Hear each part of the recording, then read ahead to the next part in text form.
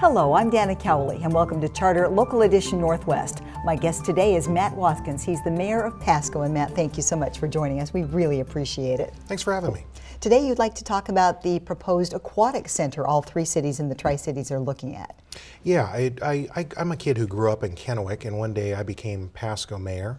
And somewhere along the way, the question of whether or not we should do a regional public facility, an aquatics facility specifically, has come up, and being involved and be able to ask that Tri-City question has been an incredibly rewarding and wonderful experience. And what is the latest research that you have on it? What are the people telling you?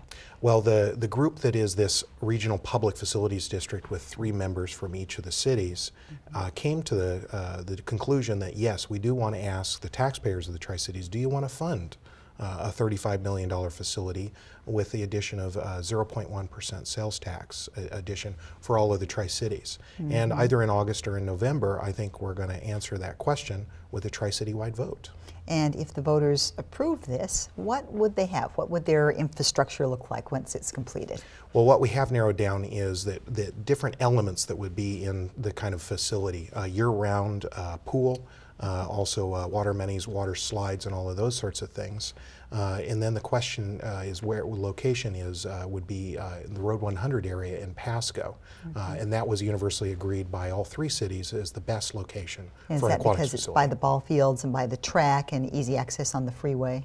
Exactly. As our cities grow larger, we know that the Road 100 area, Columbia Point, Richland, and Columbia Center area in Kennewick is sort of that center now of the Tri-City mass.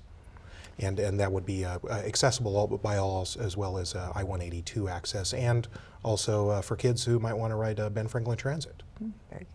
So when people are considering whether or not they should vote on this, what kind of benefit would the community receive from this? Because there has to be an economic advantage to it for sports, school activities, for tourists, those kinds of things. Exactly. We did choose the sales tax because that's also folks who might visit the facility are going to end up spending dollars here, so they'll end up paying some extra sales tax. There should also be noted that none of these facilities is going to break even. So the taxpayers are going to have to answer the question, do we want to front $35 million and also do a bare minimum to operational expenses, but then add an amenity that's going to draw regionally to our tourist base? And as you, as a young mayor and a Tri-Cities native, if you've gone back and forth on this, what made you decide to vote in favor of this or work toward this? Well, I still have to decide I'm going to vote for it because we do have some legwork to do. We've got the elements to do it. And if the taxpayers say, yes, we want to add that, then we got to absolutely make sure that the design works for everybody, from kids to seniors, from locals to visitors, and make sure that we then have a facility that's going to last for 20 or 30 years in the future.